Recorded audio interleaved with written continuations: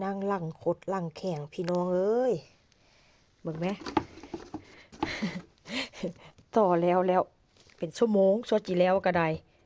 มี4 แบบ1 แบบ2 แบบ3 แบบ4 แบบของมักได้นี่นะพี่น้องค่อยก็มักต่อเนาะอันน้องสายพ่อเพิ่นเอาของขวัญมาให้ลูกสายพี่น้องเอ้ยเอาให้แล้วทรมานเด้ทรมานผู้ต่อหันบ่ต่อก็บ่ได้บัดนี้นะลูกชายก็บอกว่าต่อให้แด้ต่อให้แด้เอามาแล้วก็ทรมานแม่ยังอยู่3 ถุง ถูกไหม1 ถุง2 ถุง3 ถุง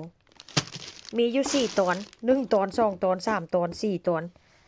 ต่อไปแล้ว1 ตอนสวดจีใดโอ้ยนี่แหละเนาะอันว่ามีลูกเนาะนี่เนาะ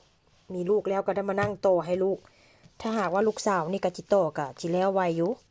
อันนี้ทั้งแม่กับทั้งพ่อได้นี่ได้ช่วยกันต่อนี่ได้สวดจีใดเห็นบ่